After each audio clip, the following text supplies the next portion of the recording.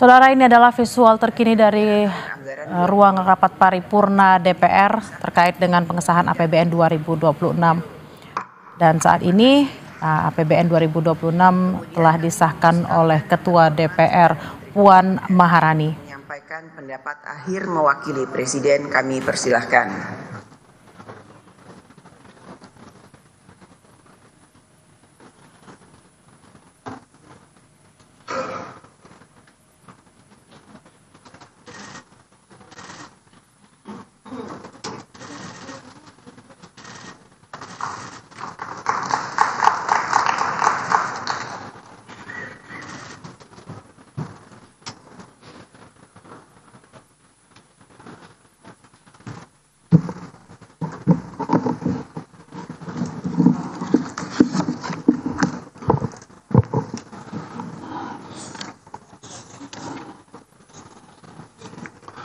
Bismillahirrahmanirrahim. Assalamualaikum warahmatullahi wabarakatuh. Salam sejahtera bagi kita semua. Om Swastiastu, Namo Buddhaya, salam kebajikan. Pimpinan dan anggota Dewan Perwakilan Rakyat yang kami hormati, alhamdulillah, puji syukur kehadirat Allah Subhanahu wa Ta'ala atas rahmatnya. Hari ini kita sampai pada penjelasan tingkat 2 pengambilan keputusan terhadap rancangan undang-undang tentang anggaran pendapatan dan belanja negara tahun anggaran 2026. Atas nama pemerintah, kami menyampaikan apresiasi setinggi-tingginya kepada pimpinan dan seluruh anggota Dewan atas dukungan dan persetujuan RAPBN 2026 menjadi undang-undang melalui proses pembahasan yang sangat konstruktif serta menampung berbagai aspirasi dan harapan yang berkembang di masyarakat. APBN 2026 adalah APBN pertama yang disusun langsung oleh pemerintahan Presiden Prabowo Subianto, mengimplementasikan visi dan misi Presiden untuk mewujudkan kedaulatan pangan, energi, dan ekonomi menuju Indonesia yang tangguh, mandiri, dan sejahtera. APBN 2026 didesain untuk mendorong aktivitas ekonomi berputar lebih cepat dan tumbuh lebih tinggi. Sektor real bergerak dan daya beli masyarakat meningkat sehingga dapat mengakselerasi tercapainya kesejahteraan yang berkeadilan. Bapak, Ibu pimpinan beserta anggota Dewan yang kami hormati, Presiden menargetkan pertumbuhan ekonomi 8% dalam jangka menengah untuk membawa Indonesia menjadi negara maju. Negara yang berhasil naik kelas seperti Korea Selatan dan Singapura tumbuh rata-rata di atas 7,5% dalam 10 tahun sebelum menjadi negara maju. Tiongkok sebagai ekonomi terbesar setelah AS juga dapat menjadi benchmark. Dengan strategi yang tepat, ekonomi Tiongkok tumbuh tinggi, bahkan pernah melampaui 10% year on year selama periode 2003-2007 dan pada tahun 2010. Target ini tidak mudah, namun bukan berarti tidak bisa diwujudkan Indonesia. Sejarah menunjukkan sebelum krisis keuangan Asia tahun 1998, ekonomi Indonesia tumbuh rata-rata di atas 6%. Untuk menjadi negara maju, strategi pembangunan ekonomi Indonesia berbasis pada konsep Sumitonomics yang difokuskan pada 3 pilar utama. Pertama, pertumbuhan ekonomi yang tinggi. Kedua, pemerataan manfaat pembangunan. Dan ketiga, stabilitas nasional yang dinamis. Untuk menjalankan 3 pilar tersebut, mesin-mesin pertumbuhan harus dihidupkan dan dipastikan berjalan selaras. Fiskal, sektor keuangan, dan perbaikan implementasi harus sinergis menggerakkan perekonomian Indonesia agar dapat tumbuh melampaui 6% dalam waktu tidak terlalu lama. Dengan konsistensi menjaga keselarasan mesin-mesin pertumbuhan, diharapkan dapat memacu pertumbuhan dalam jangka menengah. Pimpinan dan anggota Dewan Perwakilan Rakyat yang kami hormati,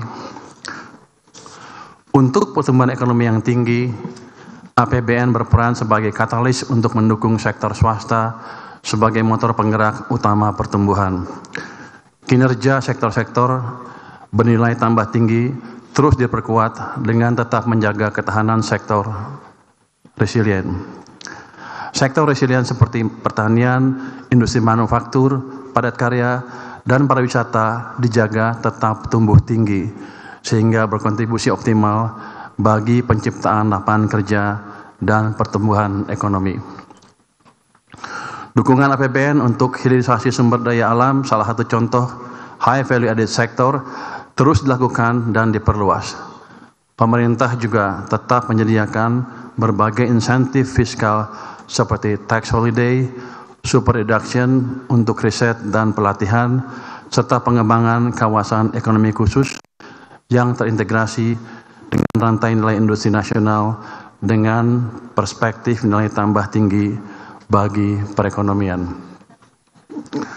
Peran Danantara diperkuat untuk mengakselerasi investasi pada sektor-sektor produktif bernilai tambah tinggi dan memperkuat posisi Indonesia dalam global value chain. Investasi Danantara sekaligus mengungkit peran investasi swasta untuk mendukung pembangunan. Fokus investasi antara lain pada sektor hilirisasi, sumber daya alam, manufaktur bernilai tambah tinggi, energi terbarukan, infrastruktur digital, industri strategis, dan sektor ketahanan pangan. Untuk memperkuat mesin pertumbuhan sektor keuangan, pemerintah baru saja menggeser penempatan dana kas dari Bank Indonesia ke Bank Himbara senilai 200 triliun rupiah sebagai sumber pendanaan murah. Dengan tambahan likuiditas tersebut, bank harus segera menyalurkan kredit untuk mendorong sektor real bergerak lebih cepat, konsumsi dan investasi tumbuh lebih tinggi, ini menciptakan dampak multiplier lebih kuat bagi perekonomian. Pemerintah akan terus mendorong perbaikan iklim investasi melalui deregulasi dan debottlenecking. Pemerintah menerbitkan PP nomor 28 tahun 2025 mereformasi sistem perizinan berusaha berbasis risiko dengan menyederhanakan proses dan mempercepat layanan yang terintegrasi dengan pengawasan melalui subsistem online single submission risk based approach. Perizinan dengan prinsip positif fiktif akan memberikan kepastian bagi pengusaha dan investor. Saat ini akan dibentuk Satgas Percepatan program strategis pemerintah yang akan memonitor, mengevaluasi, dan melakukan debottlenecking koordinasi lintas sektor. Di samping itu, Satgas tersebut juga akan menerima pengaduan dari masyarakat dan pelaku bisnis untuk mengatasi kendala bisnis real yang mereka hadapi dalam dunia nyata.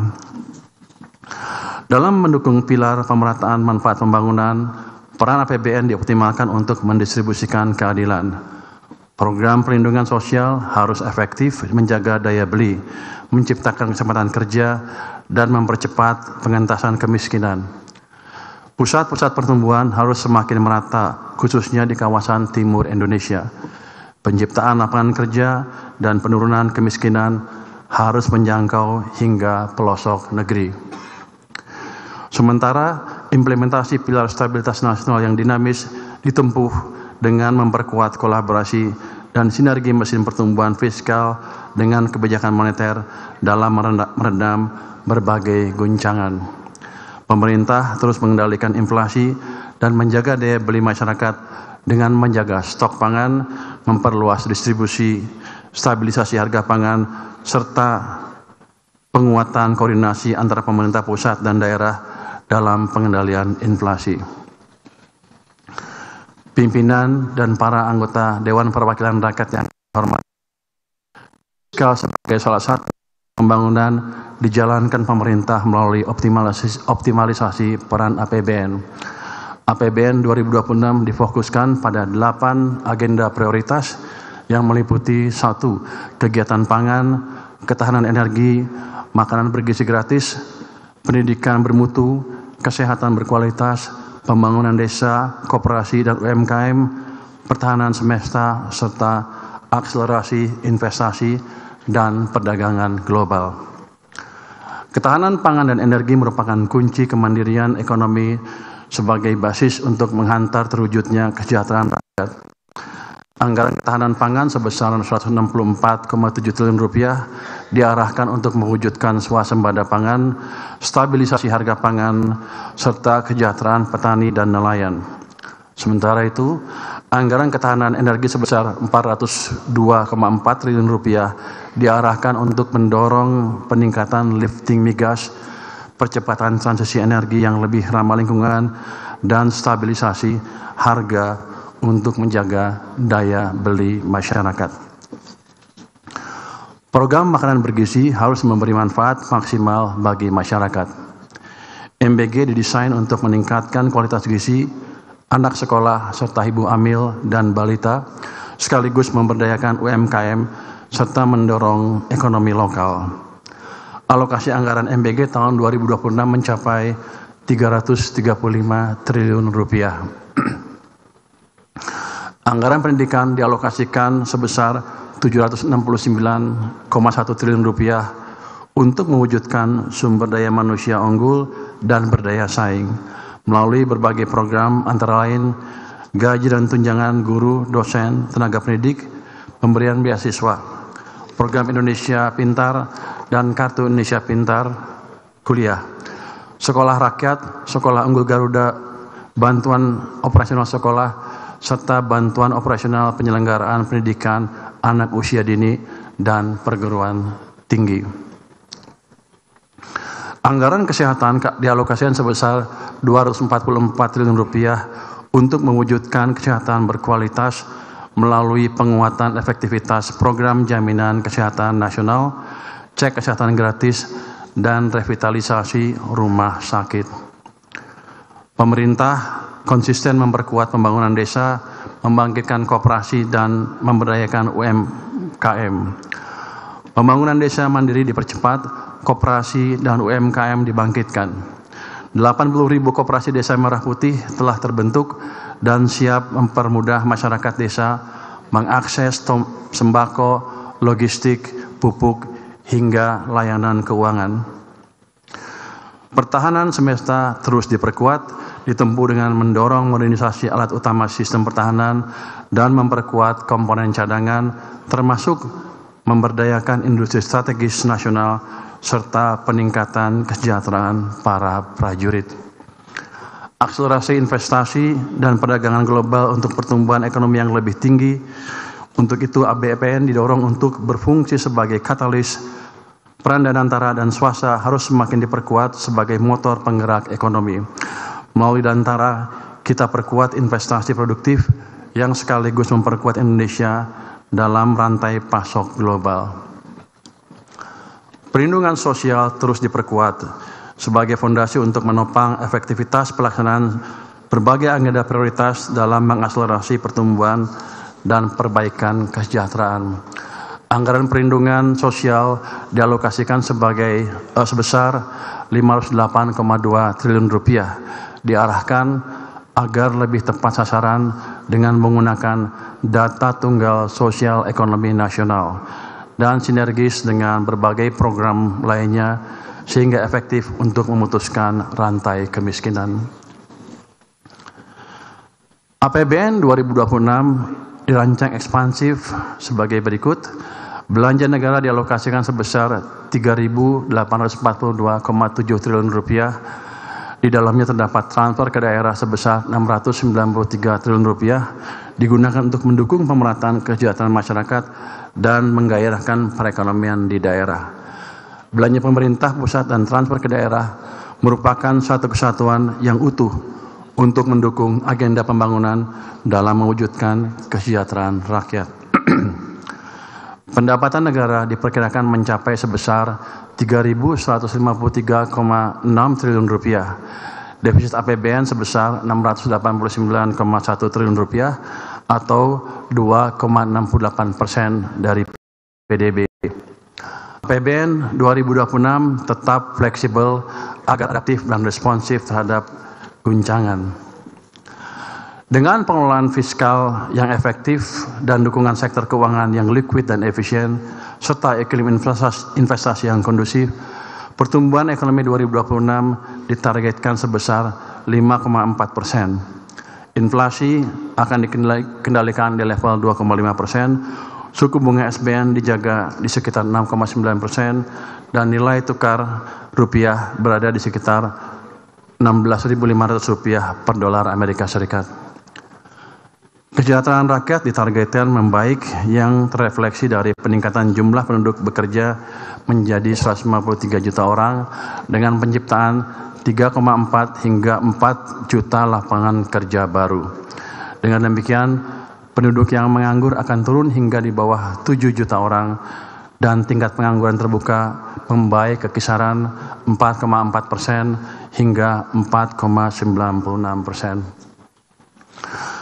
Dengan perbaikan pasar tenaga kerja, jumlah penduduk miskin ditargetkan turun hingga di bawah 20 juta orang. Secara presentasi akan kurang dari 7,5%. Target tersebut akan lebih baik dari data realisasi jumlah penduduk miskin per Maret 2025, yaitu 23,85 juta orang atau 8,47% dari total penduduk. Indikator kesejahteraan lainnya juga ditargetkan untuk membaik. Rasio ini dalam kisaran 0,377 hingga 0,380. Indeks modal manusia sebesar 0,57. Indeks kesejahteraan petani diperkirakan sebesar 0,7731 dan proporsi penciptaan lapangan kerja formal sebesar 37,95%. Gross National Income per kapita ditargetkan 5.520 dolar Amerika. Intensitas emisi gas rumah kaca di 37,14% dan indeks kualitas lingkungan hidup 76,67%.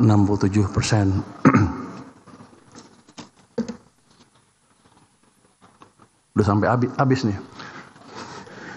Pendek juga. Pak Said mana tadi? Udah pulang. Tadi saya suruh menjawab pertanyaan Pak Said. Jawab katanya 2 bulan 2 liter. Tadinya pemerintah mengusulkan 2 bulan 10 kg masing-masing bulan terus 1 liter.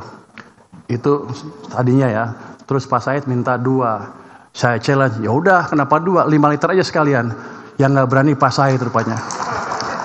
Jadi jangan salahkan saya. Pak Said bilang kami nggak berani, saya minta 2 aja. Ya udah saya kasih 2. Jadi sudah jawab saya sudah jawab ya Pak Said ya. Dan ini baru awal. Masih boleh ngomong? Kita siap Pak, kita kan sisir. Pasti saya udah lihat tuh banyak anggaran yang nggak keserap. Daripada nongkrong di sana di BI atau di rekening pemerintah, saya bagikan ke masyarakat dalam bentuk tadi subsidi tadi. 2 bulan itu baru percobaan Pak. Kalau masih kurang kita tambah lagi. Jadi Bapak nggak usah takut, saya komit. Tapi yang kurang komit Pak Said rupanya. Dia 5 nggak berani, minta turun ke 2. Untuk saya aneh, kan yang punya uang saya, harusnya dia oke. Tapi nggak apa, ini Pak Said berarti hati-hati sekali. Saya terima kasih atas dukungannya, sehingga saya nggak terlalu koboi banget gitu Pak.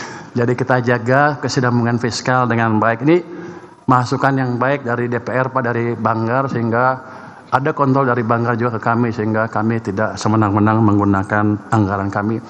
Saya mengharap ke depan akan DPR atau Banggar memberi masukan yang sama juga ke kami, dan tolong dimonitor penyerapan anggaran kami. Kalau kebanyakan nganggur, tolong dikasih tahu lagi Pak, jangan kayak kemarin-kemarin, udah mau runtuh ekonominya baru kita tahu. Ya Pak ya. Jadi Banggar juga ini Banggar ya, tolong kasih masukan ke kami. Kami akan jalankan atau terima masukan dari DPR dengan terbuka. Karena tujuan kita kan sama, menciptakan masyarakat adil yang makmur, adil dan makmur secara merata ya Pak ya. Pimpinan dan anggota Dewan yang terhormat, demikian pendapat akhir pemerintah atas rancangan undang-undang tentang anggaran pendapatan dan belanja negara tahun anggaran 2026 beserta nota keuangan. APBN tahun 2026 akan memberikan dampak yang nyata bagi masyarakat dan perekonomian demi terwujudnya Indonesia yang berdaulat, adil, dan makmur. Akhir kata, semoga Allah Subhanahu wa Ta'ala senantiasa memberikan rahmat dan ridho-Nya bagi kita semua dalam melaksanakan tugas dan amanah untuk seluruh rakyat Indonesia. Wassalamualaikum warahmatullahi wabarakatuh. Shalom, Om, Shanti, Shanti, Shanti, Om. Namo Buddhaya, salam kebajikan. Merdeka. Terima kasih.